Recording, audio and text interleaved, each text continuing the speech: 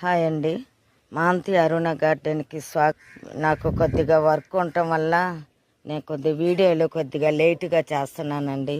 Summer కదా, ప్రతి ఒక్క చెట్టుని పాత మట్టి తీసేసి మళ్ళా కొత్త మట్ట ఎరువులన్నీ కలిపానండి.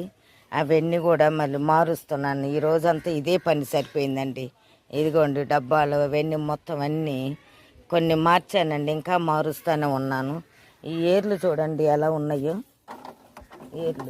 ఈ ఏర్లన్నీ నేనేం చేస్తున్నానంటే ఇదిగోండి ఈ కొడవలో పెట్టి ఈ ఏర్లన్నీ కొన్ని ఇలాగా లేపేసి ఇలాగ లేపేసి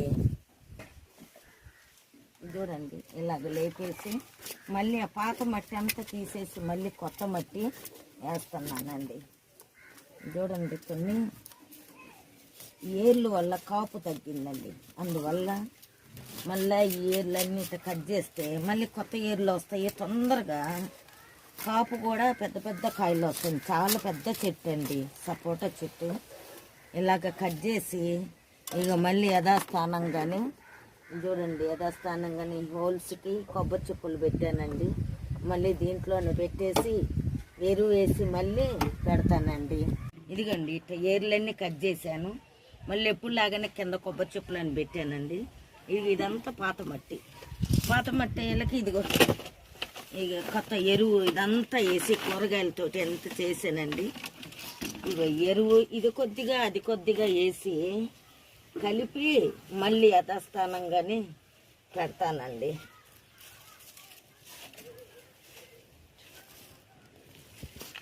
ఇక యథాస్థానంగానే ఇదంతా చూడండి. మళ్ళీ ఈ మట్టి కొద్దిగా రెండు కలిపి దాంట్లో వేస్తానండి.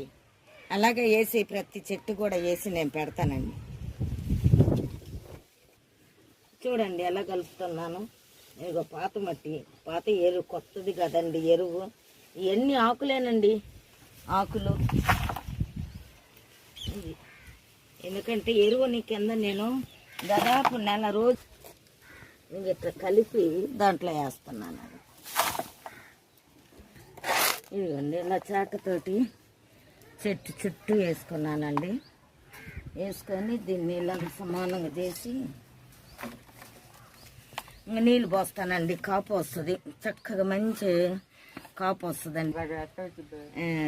బరువు కూడా ఉండదండి, పట్టుకుంటే చాలా తేలిగ్గా ఉంటుంది.